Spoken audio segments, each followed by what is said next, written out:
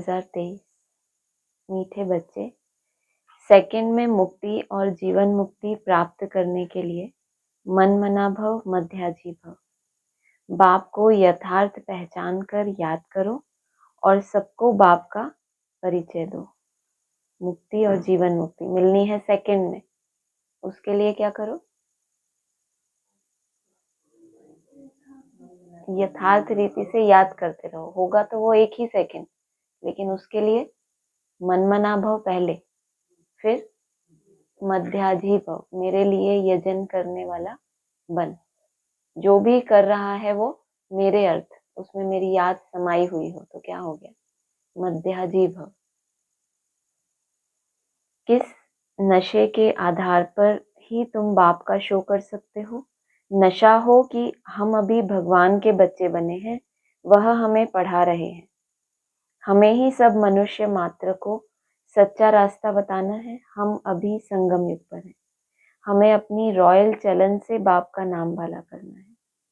बाप और श्री कृष्ण की महिमा सबको सुनानी है, क्योंकि आपने बाप को भी जाना, उसकी रचना को भी जाना, पहली रचना श्री कृष्ण को, तो दोनों की महिमा सुनानी है। दो होंगे तभी तो दो की महिमा होगी ना। गीत है, आने वाले कल की तुम तकदीर हो। आने वाला कल माना कल कहो या आने वाला कल्प कहो, उसमें क्या होने वाला है? तकदीर अपनी लिखने वाले हैं ना। जब कल्प की शुरुआत होगी तो उस पूरे कल्प में हम अपनी अनेक जन्मों की तकदीर लिखेंगे। यह गीत तो गाए हुए हैं स्वतंत्रता सेनानियों के। सोचो, स्वतंत्रता सेनानी कैसे होते हैं? कोई एक बहुत बड़ा लक्ष्य होता है उनका, भारत को आजाद करना, उसके लिए अपनी जान भी दे देते हैं। तो कैसी तपस्या होती है उनकी, कैसा पुरुषार्थ होता है उनका। तो स्वतंत्रता सेनानियों के गाए हुए गीत हैं कि आने वाला जो स्वतंत्र भारत होगा उसकी वो हमें शिक्षा देते हैं। खुद तो अपनी बलि दे दी उन्होंने और आने वाली पीढ़ी को शिक्षा देते हैं कि अब तुम तकदीर हो, जिस भारत को हमने आजाद कराया। बाबा कह रहे हैं, बाकी दुनिया की तकदीर किसको कहा जाता है यह भारतवासी नहीं जानते। सारी दुनिया का प्रश्न है, सारी दुनिया की तकदीर बदल। हेल से हेवन बनाने वाला कोई मनुष्य हो नहीं सकता। यह महिमा किसी मनुष्य की नहीं है। अगर श्री कृष्ण के लिए कहें तो उनको गाली कोई दे न सके। मनुष्य यह भी नहीं समझते श्री कृष्ण ने चौथ का चंद्रमा कैसे देखा जो कलंक लगा। कलंक वास्तव में ना श्री कृष्ण को लगते हैं, ना गीता के भगवान को लगते हैं। गीता का भगवान कौन? शिव शंकर भोलानाथ। और ना ही कलंक श्री कृष्ण को लगते हैं। श्री कृष्ण जो सत्युगी कृष्ण है, जो नई दुनिया का कृष्ण है, उसके ऊपर भी कोई कलंक नहीं लगते, क्योंकि वो संपूर्ण 16 कला संपूर्ण हो गया ना। कलंक लगते हैं ब्रह्मा को, जिस तन में बाप ने प्रवेश किया, जो पुरुषार्थ करता है बनने के लिए, नारायण बनने के लिए। श्री कृष्ण को कलंक लगाए भी हैं तो भगाने के। कैसे कलंक लगाए? कि आकर्षण किया और भगाया। तो आकर्षण करने वाला वास्तव में कौन है? शिव बाबा। तो कलंक लगाए भी हैं तो भगाने के। शिव बाबा का तो किसको भी पता नहीं है कि उसने आकर्षण किया ब्रह्मा तन के द्वारा, तो कलंक लगा दिए कृष्ण को। दोनों की महिमा। ईश्वर के पिछाड़ी भागे हैं जरूर, परंतु ईश्वर तो गाली खा न सके। ना ईश्वर को ना श्री कृष्ण को गाली दे सकते। दोनों की महिमा जबरदस्त है। श्री कृष्ण की भी महिमा नंबर 1 है। लक्ष्मी नारायण की इतनी महिमा नहीं है, क्योंकि वह शादीशुदा है। श्री कृष्ण तो कुमार है, इसीलिए उनकी महिमा ज्यादा है। भले लक्ष्मी नारायण की महिमा भी ऐसे ही गाएंगे, 16 कला संपूर्ण, संपूर्ण निर्विकारी। श्री कृष्ण को तो फिर द्वापर में दिखाया है द्वापर में, फिर भी महिमा क्या करते हैं? 16 कला संपूर्ण। द्वापर में तो 8 कलाएं होती है ना, लेकिन है द्वापर में, और महिमा क्या गाते हैं? 16 कला संपूर्ण। समझते हैं यह महिमा परंपरा से चली आई है। इन सब बातों को भी तुम बच्चे जानते हो। यह तो ईश्वरीय नॉलेज है।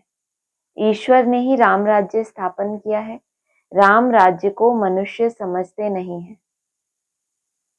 बाप ही आकर इन सब की समझ देते हैं। सारा मदार है गीता पर। गीता में ही रॉन्ग लिख दिया है। कौरवों और पांडवों की लड़ाई तो लगी ही नहीं, तो अर्जुन की बात ही नहीं। यह तो बाप बैठ पाठशाला में पढ़ाते हैं।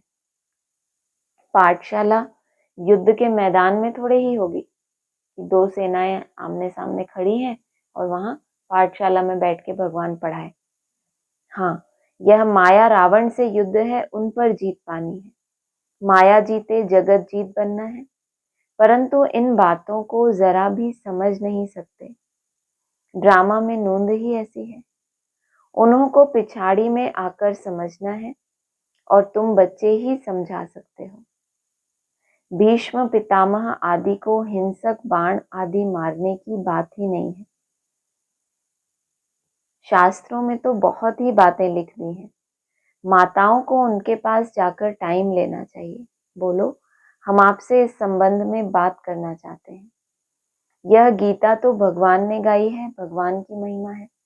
श्री कृष्ण तो अलग है। हमको तो इस बात में संशय आता है।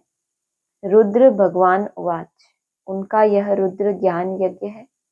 यह निराकार परमपिता परमात्मा का ज्ञान यज्ञ है। मनुष्य फिर कहते हैं श्री कृष्ण भगवान उवाच। भगवान तो वास्तव में एक को ही कहते हैं। उनकी फिर महिमा लिखनी चाहिए। श्री कृष्ण की महिमा यह है। अब दोनों में गीता का भगवान कौन है? दो हैं तो दोनों में कंट्रास्ट बताओ कि इनकी महिमा ये और श्री कृष्ण की महिमा ये। अब इन दो में गीता का भगवान कौन है? गीता में लिखा हुआ है सहज राजयोग। बाप कहते हैं बेहद का संन्यास करो। देह सहित देह के सर्व संबंध छोड़ अपने को आत्मा समझो। सहज राजयोग। और ऊपर क्या बताया? गीत किसने गाया? स्वतंत्रता सेनानियों ने गीत गाया। स्वतंत्रता सेनानियों का जीवन कैसा होता है? सहज राजयोगी। तो सहज राजयोग जो शब्द है वो किसके लिए? आत्मा के लिए। अगर श्रीमत पे चलते हैं, आत्मा बनकर चलते हैं, तो आपके लिए बहुत सहज है ये मंजिल पे चलना, इस रास्ते पे चलना, मंजिल तक पहुंचना। राजयोग माना क्या? ऐसा योग जो हमें अपने ही मन के ऊपर राजाई करना सिखाए। तो अगर आपने अपने मन के ऊपर राजाई करना सीख लिया तो आपके लिए बहुत सहज है। हम सहज राजयोग को कैसे देते हैं? आराम से सो, आराम से चलो। शरीर को हम सहज चलाने के लिए उसको सहज राजयोग कहते हैं। बाबा का क्या कहना है? अपने को आत्मा समझ, बाप को याद करो, तो तुम्हारे लिए सहज। अगर श्रीमत पर नहीं चलते तो उनके लिए तो बाबा माया को ऑर्डर करते हैं कि ये श्रीमत पर बच्चे नहीं चलते तो उनको और ज्यादा फटका। कितनी अलग बात हो गई। सहज राजयोग किसके लिए? आत्मा का सहज राजयोग। अगर आत्मा बनने का अभ्यास कर रहे हो तो आपके लिए बहुत सहज है, कहीं भी कोई दिक्कत आने वाली नहीं है। तो बाबा कह रहे हैं, बाप कहते हैं बेहद का संन्यास करो। देह सहित देह के सर्व संबंध छोड़ अपने को आत्मा समझो। मन मना भव मध्याजी भव। बाप समझाते तो बहुत अच्छी रीति से हैं। गीता में है श्रीमद् भगवान उवाच। श्री अर्थात श्रेष्ठ तो परमपिता परमात्मा शिव को ही कहेंगे। श्री कृष्ण तो दैवीय गुण वाला मनुष्य है। इसका मतलब शिव परमात्मा दैवी गुण वाला मनुष्य तो नहीं ना, अंतर है। श्री कृष्ण दैवीय गुणों वाला मनुष्य और वो निराकारी स्टेज वाला निर्गुण और निराकार। गीता का भगवान तो शिव है जिसने राज योग सिखाया।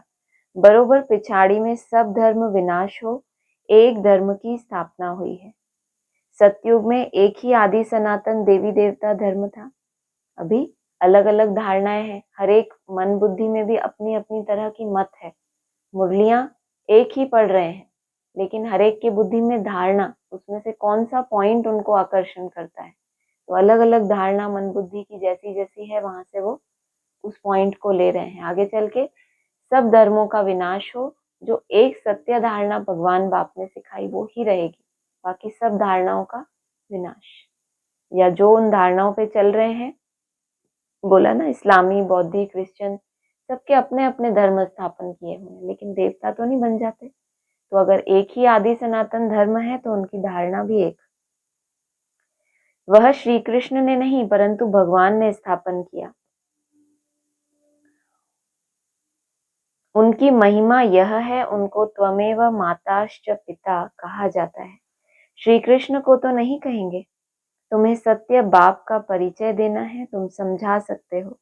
भगवान ही लिबरेटर गाइड है जो सबको ले जाते हैं। मच्छरों सदृश सबको ले जाना यह तो शिव का काम है। कैसे ले जाएंगे? ये तकिया हटाइए यहाँ से। मच्छरों सदृश सबको ले जाना किसका काम है? शिव का काम है। कहते हैं ना, मच्छर जितनी भी वैल्यू नहीं है किसी की, मच्छर की कोई वैल्यू होती है? इतने सारे मच्छर घर में आते हैं तो आप उनको मेहमान की तरह ट्रीट करते हो कि अरे मच्छर आ गए, आइए। कोई उनको वैल्यू, मतलब वैल्यूलेस। मच्छरों सदृश का मतलब क्या है? जिसकी कोई वैल्यू ही ना हो। ये किसका काम है? आपको वैल्यूलेस बनाना। अगर आपके मन बुद्धि में अपनी कोई वैल्यू है कि हम भी कुछ हैं, वो मैंपन, तो वो आपको क्या बनाएगा? वैल्यूलेस। अगर आप आत्मा बनते हो, देह भान से परे जाते हो, तो आप खुद ही निरहंकारी। निरहंकारी माना आपको खुद ही ऐसा ना लगे कि मेरी कोई वैल्यू है। जो भी वैल्यू है वो किसके कारण है? बाबा ने मुरली में बोला, जो भी आज हमारी वैल्यू है किसके कारण? बाप ने जो ज्ञान दिया उसको हमने अपनी पहले तो बुद्धि से समझा उससे हमने जीवन में जो छोटा मोटा परिवर्तन लाया, उसके आधार से हमें लगता है कि इतने ब्राह्मणों के बीच में हमारी ये वैल्यू है। लेकिन वो किसने हमें शिक्षा दी? नहीं तो हम जो अपने पुराने शूद्र संप्रदाय में थे उसी में ही अपने को बहुत वैल्यूबल समझते थे।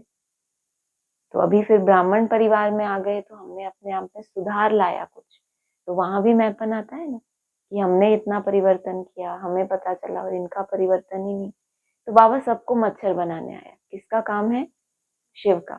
प्यार से बनाए, आर से बनाए, या फिर मार से बनाए। तीन तरीके हैं। एक होता है प्यार से। प्यार से मुरलियों में कैसे समझाते हैं? मीठे बच्चे तो मीठे हो या ना हो, वो हमसे ये एक्सपेक्ट करता है कि शायद इतना प्यार पाते पाते हम सही में मीठे बन जाए।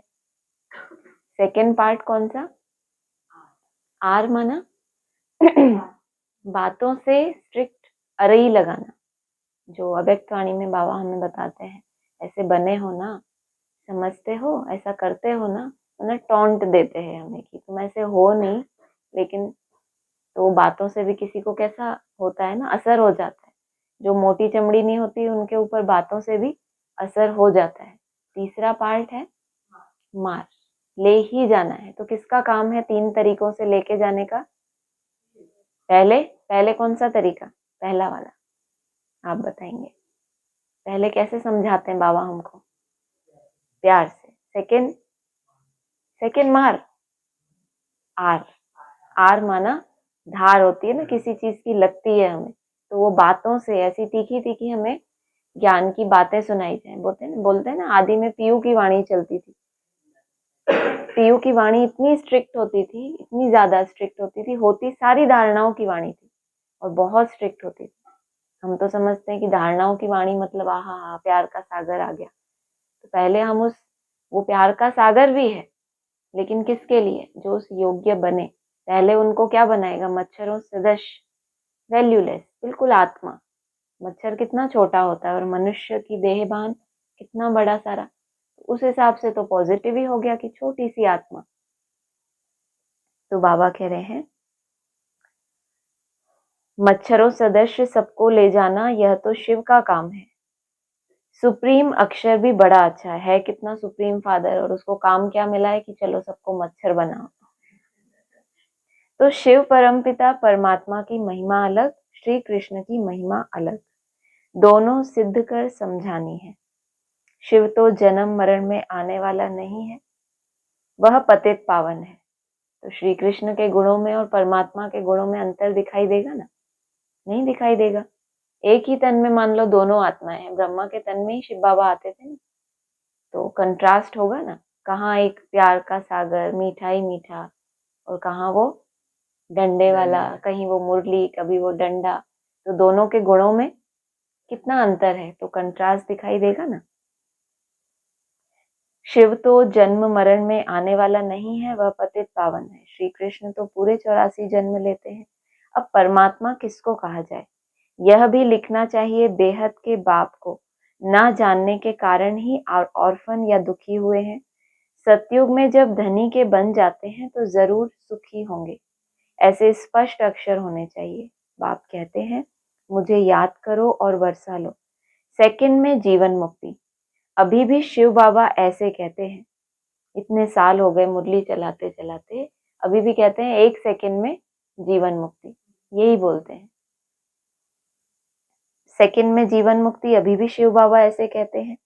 महिमा पूरी लिखनी है, शिवाय नमः, उनसे स्वर्ग का वर्षा मिलता है। सेकंड की बात कहाँ के लिए है, शिवाय नमः। जब उस शिव के सामने मैं आत्मा नमन करूं, जब उसका परिचय मुझे मिले और उसके सामने जाने के योग्य बनूं, तो वो फिर हमको कितना टाइम लगने वाला है, उसके बाद 1 सेकेंड, वहां तक पहुंचने के लिए कितनी भी आपको जर्नी करनी पड़े। शिवाय नमः, उनसे स्वर्ग का वर्षा मिलता है। इस सृष्टि चक्र को समझने से तुम स्वर्गवासी बन जाएंगे। सोचो, सिर्फ सृष्टि चक्र को समझने से, जो सृष्टि चक्र में अभी कौन सा पहलू आ गया, कौन सा सीन सामने आ रहा है, उसको समझ जाएंगे तो स्वर्ग का नॉलेज मिलेगा कि अभी स्वर्ग की दुनिया, फिर उसमें वास करने के लिए पुरुषार्थ करेंगे, या सिर्फ एंट्री मिल गई तो हम तो रह ही रहे हैं। अगर संगठन में एंट्री मिलने के बाद भी स्व स्थिति में वास नहीं किया, तो जैसे कि अंदर नहीं है, कहाँ है, बाहर। तो अंदर अंदर हैं अभी, लेकिन अंदर वाले रह जाएंगे। संगठन में एंट्री मिली है उनको, लेकिन रह जाएंगे। क्यों? क्योंकि यहाँ जाने का तो पुरुषार्थ किया नहीं, अंदर आके भी फिर और अंदर जाना है ना, इसीलिए कहा जाता है अंडरग्राउंड। ये ग्राउंड है ना जिसके ऊपर हम भागते रहते हैं, इस ग्राउंड के साथ, तो अंदर जाना है। अंदर क्या है ग्राउंड के अंदर? आत्मा, तो वहां तक जाना है। जज करो राइट क्या है। तुम बच्चों को सन्यासियों के आश्रम में जाकर पर्सनल मिलना चाहिए, सभा में तो उन्हों को बहुत घमंड रहता है। तुम बच्चों की बुद्धि में यह भी रहना चाहिए कि मनुष्यों को सच्चा रास्ता कैसे बताएं। भगवानुवाच, मैं इन साधुओं आदि का भी उद्धार करता हूँ। लिबरेटर अक्षर भी हैं, बेहद का बाप ही कहते हैं मेरे बनो। फादर शोज सन, फिर सन शोज फादर, पहले फादर शोज सन, कैसे? फादर,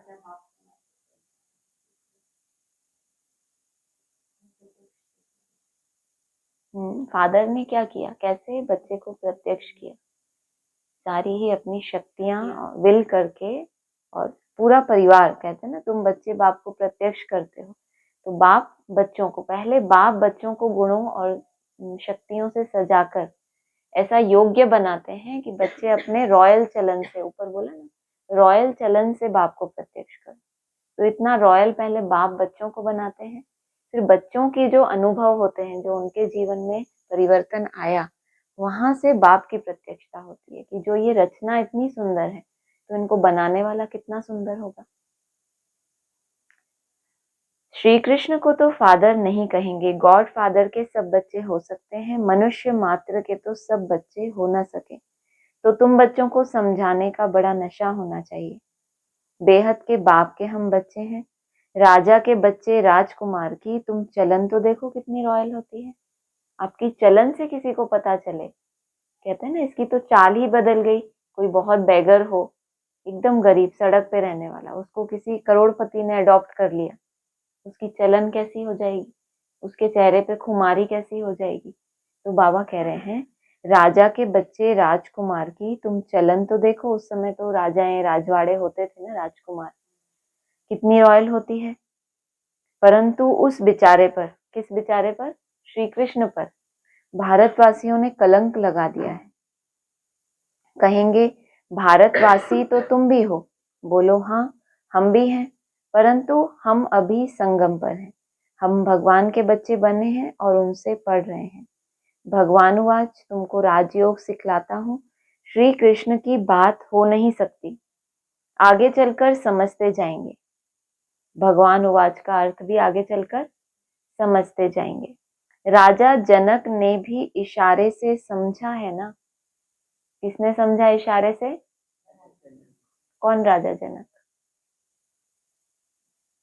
जिस राजा जनक ने इशारे से समझा है ना। जनक माना जन्म देने वाला, जनरेटर। भक्ति में ब्रह्मा को भी जनक कहा जाता है। तो जनक फिर अनुजनक बनता है, राधा फिर अनुराधा बनती है। बुद्धि में आया ना। तो जनक माना जिससे शुरुआत हो, जो जन्म दे, तो वो जनक। तो उसने भी क्या किया है? इशारे से समझा है ना। परम पिता परमात्मा को याद किया और ध्यान में चला गया। क्या हुआ उसके साथ?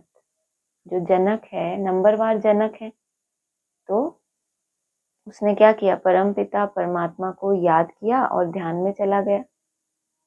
ध्यान में तो बहुत जाते रहते हैं, ध्यान में निराकारी दुनिया और वैकुंठ को देखेंगे। अभी देखा नहीं है जनक ने। जो जनक है, एक जनक है ना, जो कब आता है? टू लेट का बोर्ड लगने के बाद आता है।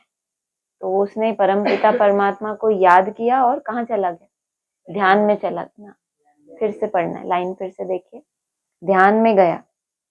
ध्यान में तो बहुत जाते रहते हैं, वो कोई बड़ी बात नहीं है। आगे बोला, ध्यान में निराकारी दुनिया और वैकुंठ देखेंगे। अभी देखा नहीं है, आगे चलकर क्या देखेंगे?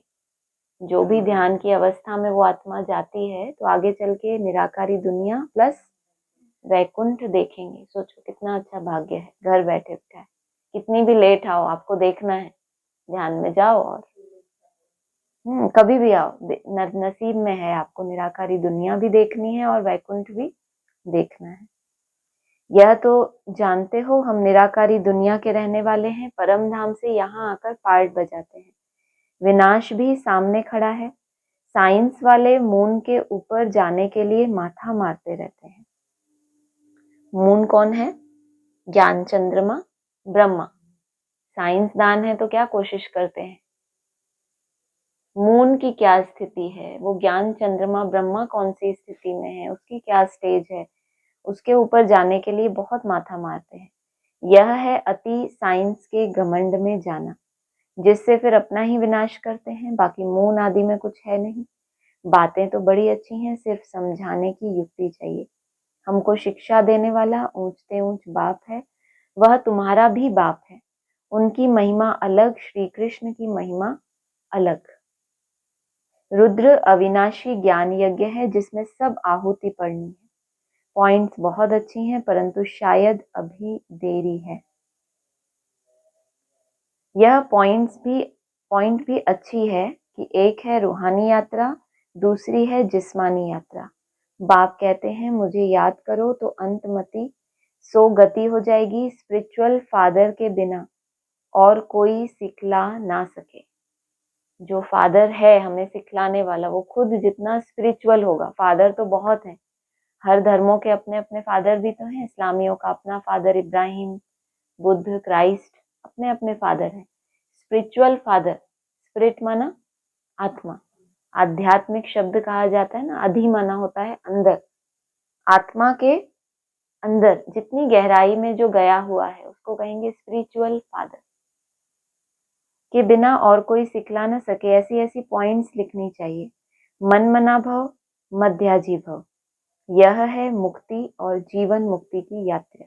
मन मना भव अर्थात मुक्ति, मध्याजीव अर्थात जीवन मुक्ति। जीवन में रह रहे हैं लेकिन मन बुद्धि से कैसे हो गए? पहले हमें करना पड़ता है मन मना भव का बहुत अभ्यास, दिन रात एक करके क्या करना पड़ता है, फिर जीवन ही आपका वो बन जाता है।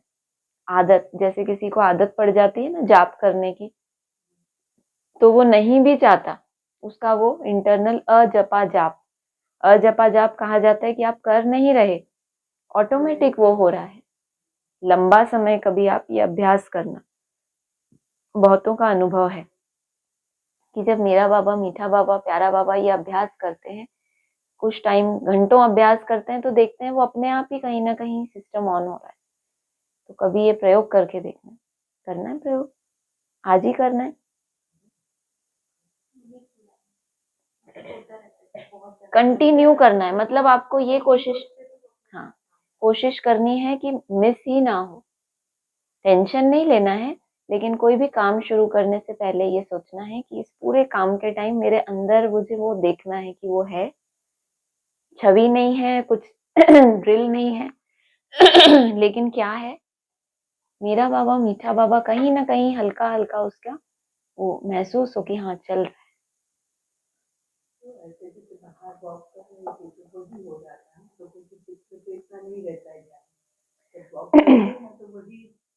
अभी कर्म में इसको ऐड करना है आज का होमवर्क। अभी तो हम फ्री होते हैं, लेकिन हम यहाँ से जो भी होमवर्क लेके जाएंगे वो हमें अपने कर्म। कल का होमवर्क हुआ, कल का होमवर्क हुआ, कितना हुआ? 2। इसने मुझे दिखा दिया था होमवर्क, 2। 2 यू बहुत अच्छे प्लस 1, गुड। और आपने होमवर्क किया? आप आए नहीं थे उस दिन, इसीलिए तो रेगुलर होना होता है। आपने 2,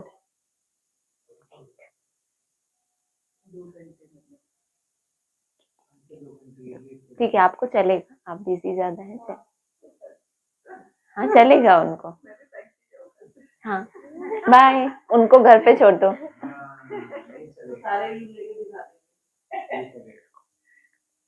ठीक है, बहुत अच्छा। लेकिन ये बहुत अच्छा है कि हमेशा शुरुआत हमें नीचे से करनी है, कभी भी ये नहीं कि हमारे तो सारा दिन ही यू प्लस नहीं। हम लोग जब भी शुरुआत करेंगे, अब हम, आप लोगों को लगता होगा बहन के 2 हैं, लेकिन आप सोचो कि वो 2 जो होंगे उसमें कितनी अच्छी हम अपनी चेकिंग करते हैं, जितने कम हो, लेकिन उसी को जब आप बढ़ाएंगे ना तो आपकी क्वालिटी हमेशा बढ़ेगी। आप ऐसे ही मोटे रूप में चेकिंग करके राउंड बना दोगे, ये भी बैठा बहुत अच्छा 1 घंटा, ये भी बैठा, मुरली सुनी बहुत अच्छा, आप ऐसे अंदर से आपको महसूस हो कि इसने मेरी योग युक्त अवस्था कुछ मिनट्स और बढ़ी, या जो भी आपको, आपका जो भी पैरामीटर हो, लेकिन वो कोशिश करो कि अपने आप को कम से कम मार्क्स दें, ताकि उसमें क्वालिटी बहुत ज्यादा हो। तो सोचो जब हम 8 राउंड पे पहुंचेंगे तो हमारी कितनी, हम अपना बेस्ट वाला, कितना रिफाइन वाली याद को हम काउंट करते हैं। तो ये आपकी महीनता की स्थिति है, कितना खुद को कम में आंक रहे हो। और उस यू प्लस में भी आपको अपना पता होना चाहिए कि ये वाले यू प्लस में मेरे 20 मिनट अच्छे थे, या 15 अच्छे थे, या 25, तो वहां भी और बढ़ेगा कि यू प्लस में भी आगे चल के पूरा ही 30 मिनट, फिर 25, 20, 15 कितने हमारे बहुत अच्छे वाले थे। फिर उसमें भी भाई साहब ने एक बार बताया था ना अनुभव, कि जो हम 15 मिनट का चार्ट भरते हैं उसमें भी वो ये अलग अलग लिखते थे कि ये वाले 5 मिनट अव्यक्त स्थिति, ये वाले बीज रूप, ये वाले थोड़ा ड्रिल, जो भी मतलब आपका है। सोचो आपको इतना महीनता में जाना। यह है मुक्ति, जीवन मुक्ति की यात्रा। यात्रा तो बाप ही कराएंगे, ये यात्रा कौन करा रहा है? यात्रा कौन करा रहा है? बाप ही कराएंगे, हमारे बस का नहीं है।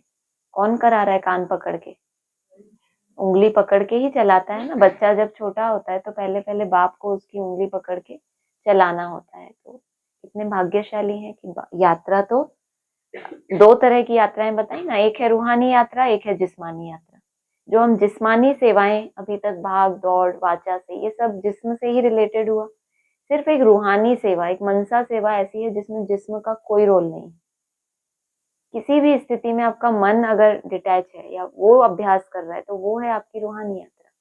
बाकी अभी हम सारे दिन में अपनी रूटीन में भाग जाएंगे, जो भी अपने एक्टिविटीज करेंगे वो जिस्मानी, उसके बीच बीच में हम करेंगे अपनी रूहानी यात्रा।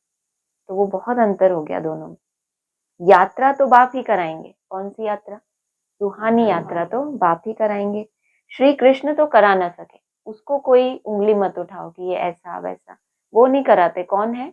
मच्छरों सदृश ले जाने वाला डंडा मार के, शिव बाप का काम है। आज बोला ना ऊपर, श्री कृष्ण तो करा ना सके इतनी सारी आत्माओं को उंगली पकड़ के ऐसे ऐसे चलाना, तो वो नहीं करा सके। याद करने की ही आदत डालनी है।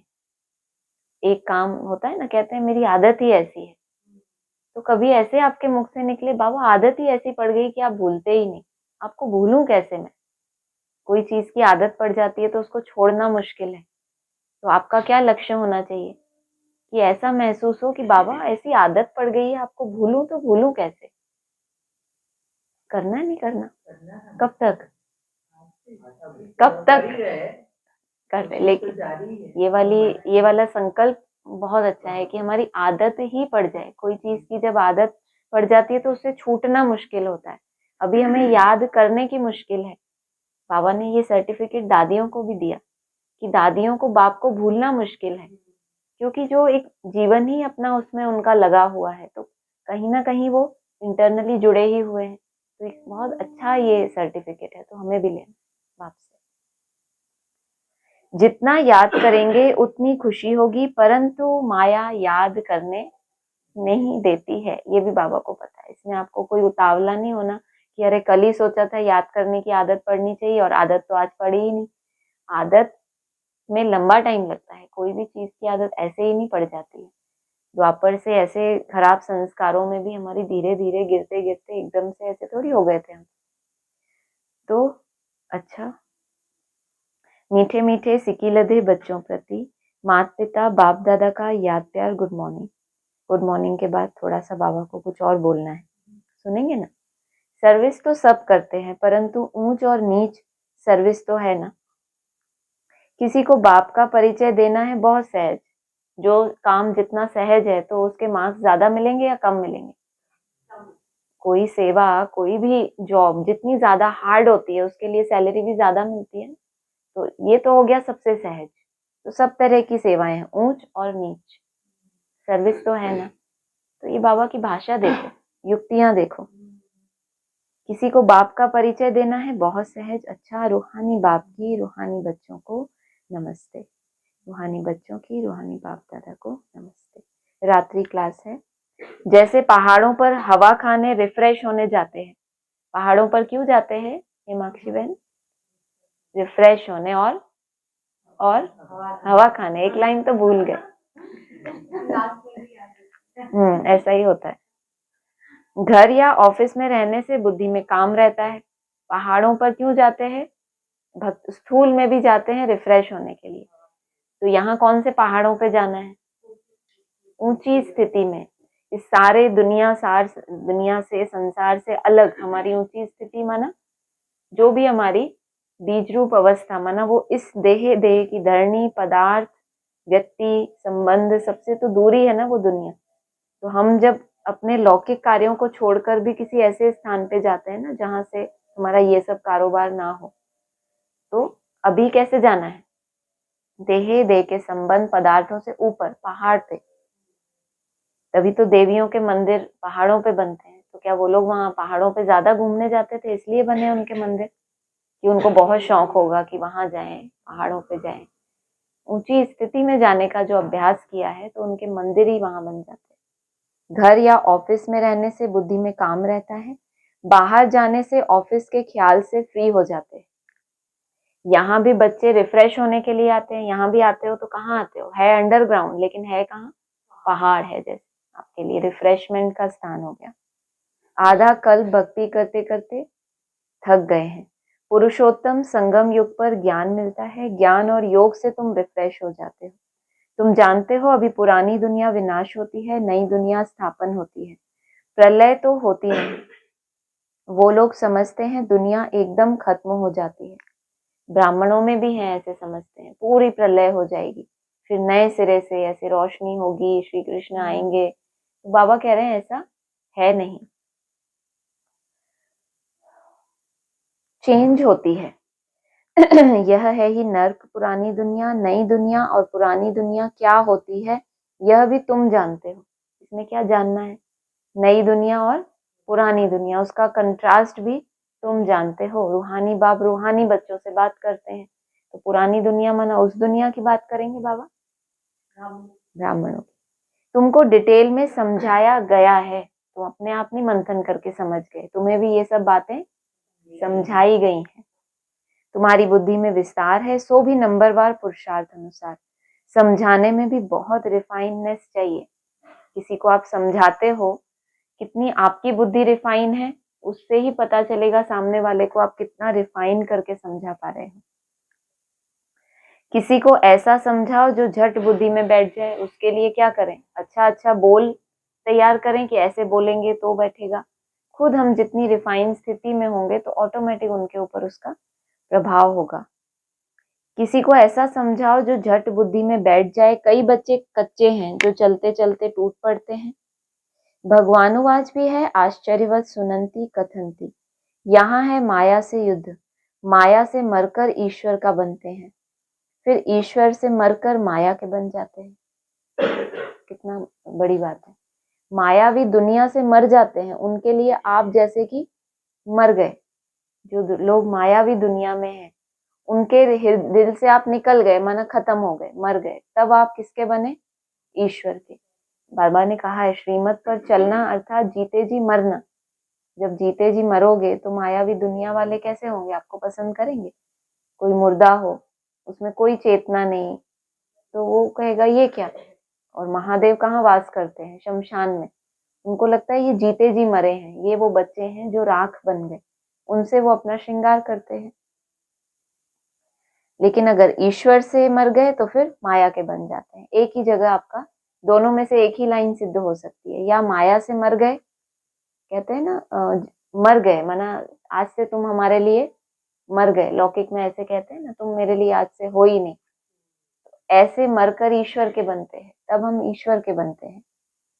एडॉप्ट हो फिर फारकती दे देते हैं। माया बड़ी प्रबल है, बहुतों को तूफान में लाती है। बच्चे भी समझते हैं हार जीत होती है, यह खेल ही हार जीत का है।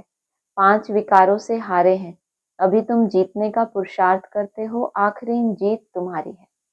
बाबा ने इस युद्ध की रिजल्ट पहले ही दे दी। जब बाप के बने हो तो पक्का बनना चाहिए। अभी तक बाप के पूरे बने ही नहीं, बाप को ही नहीं जाना था। अभी अगर बाप का परिचय मिला और बाप के बने हो तो कैसा बनना चाहिए? पक्का, पूरा पक्का बनना चाहिए। तुम देखते हो माया कितने टेम्पटेशन देती है। कई बार ध्यान दीदार में जाने से भी खेल खलास हो जाता है। तुम बच्चों की बुद्धि में है, अब 84 जन्म का चक्र लगाकर पूरा किया है। देवता, क्षत्रिय, वैश्य, शूद्र बने, अभी शूद्र से ब्राह्मण बने हैं। ब्राह्मण बन फिर देवता बन जाते हैं, यह भूलना नहीं है। अगर यह भी भूलते हो तो पांव पीछे हट जाते हैं। फिर दुनियावी बातों में बुद्धि लग जाती है। मुरली आदि भी याद नहीं रहती। याद की यात्रा भी डिफिकल्ट भासती है। बोला ना सहज राजयोग किन के लिए? ऊपर बोला। अगर ये सब बातें भूल जाते हो, पांव पीछे हटाते हो, फिर तुम्हारी दुनियावी बातों में बुद्धि लग जाती है। बुद्धि को कहीं ना कहीं तो लगना है। अगर एक जगह से टूटेगी तो उसको कुछ तो चाहिए बिजी होने के लिए। मुरली आदि भी याद नहीं रहती। याद की यात्रा भी डिफिकल्ट भासती है, यह भी वंडर है। कई बच्चों को बैज लगाने में भी लज्जा आती है, यह भी देह अभिमान है ना। गाली तो खानी ही है। बैज लगाने से कभी गाली मिली किसी को आज तक? आप लोगों को कभी गाली मिली बैज लगाने से? तो बाबा ऐसा क्यों कह रहे हैं?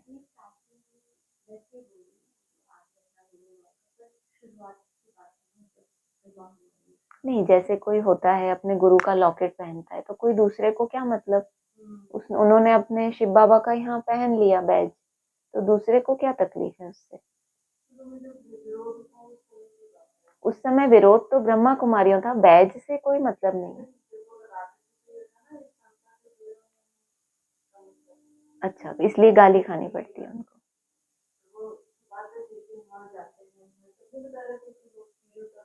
हाँ हाँ, वो बीच वाले टाइम की भी बात है ना। हाँ, उनको देखकर उनको गालियां खानी पड़ती है।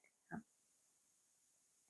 गाली तो खानी ही है। श्री कृष्ण ने कितनी गाली खाई है। बाबा जो एडवांस में समझाते हैं, 3 मूर्तियों का जो बैज चित्र है वो तुम्हारी मन बुद्धि में पॉकेट में पड़ा हो तो किसी को भी वो संदेश दोगे तो वो तो गाली देगा ना कि अरे भाई तुम ये पार्टी वो पार्टी। जब आप तीनों ही मूर्तियों का रहस्य उनको बताओगे, उन्होंने तो चित्र टांग लिया त्रिमूर्ति का, अब आपकी बुद्धि में वो आ गया कि त्रिमूर्ति का रहस्य क्या है, तो जब भी किसी को वो बैज दिखाओगे तो वो आपको गाली खानी पड़ेगी ना, तो उनको लज्जा आती है कि त्रिमूर्ति के बारे में ये सब, फिर हमें ऐसा होगा वैसा होगा, तो बहुत लज्जा आती है।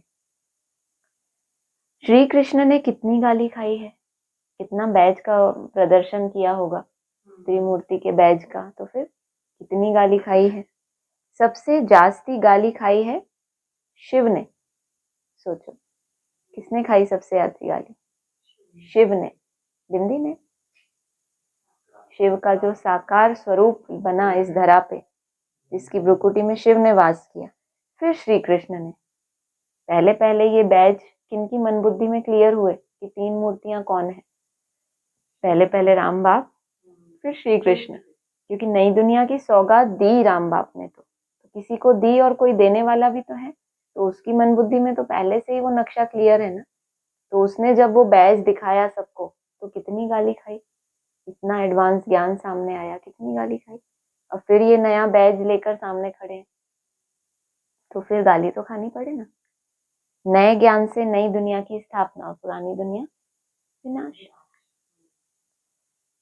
फिर सबसे जास्ती गाली खाई है राम ने। अभी उसका भी नंबर लगने वाला है, ऐसा नहीं छूट जाएगा, उसने भी अभी गाली खानी है, या खा भी रहे हो, जहां भी जो अपना जिस फील्ड में है, नंबरवार है। डिफेम करने से भारत की कितनी ग्लानि हुई है। तुम बच्चों को इसमें डरना नहीं है, तुमको इनका एग्जाम्पल क्यों दे रहे हैं? ताकि तुम्हें ग्लानि से डर ना लगे। जब शिव ने गाली खाई, श्री कृष्ण ने गाली खाई, राम ने गाली खाई, तो अगर तुमने भी गाली खाई तो क्या बात होगी? तो इस हाँ, बदनाम करना।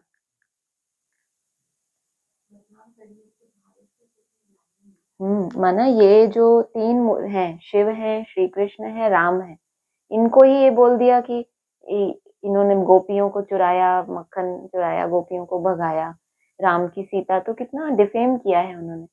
उससे भारत वासियों को आज तक क्रिश्चियन बोलते हैं तुम्हारा कैसा भगवान है, तो कितना डिफेम हो रहा है भारत ही, पूरा सनातन धर्म ही डिफेम हो रहा है। मेन जो है 3, उनकी ही ग्लानि कर दी। अच्छा, मीठे मीठे सिकी लधे बच्चों प्रति याद प्यार और गुड नाइट। हाँ, तुम बच्चों को इसमें डरना नहीं है, बोला मैं। आप लोग डरते भी नहीं हो वैसे। धारणा के लिए सार है, बुद्धि से बेहद का संन्यास कर रूहानी यात्रा पर तत्पर रहना है। बुद्धि से बेहद का संन्यास करना है, और फिर इस रूहानी तत्पर माना क्या होता है? अलर्ट। रूहानी यात्रा पर तत्पर, एकदम अलर्ट रहना है, हमेशा हाजिर, याद में रहने की आदत डालनी है। फादर शोज सन, सन शोज फादर, सभी को बाप का सत्य परिचय देना है, सेकंड में जीवन मुक्ति का रास्ता बताना है। वरदान है, मनसा और वाचा के मेल द्वारा जादू मंत्र करने वाले, नवीनता और विशेषता संपन्न भव। कभी मनसा की सेवा ज्यादा हो, कभी वाचा की। बाबा कह रहे हैं दोनों का जब मेल होगा, माइक और माइट का, तो फिर वो एक जादू का काम करेगा।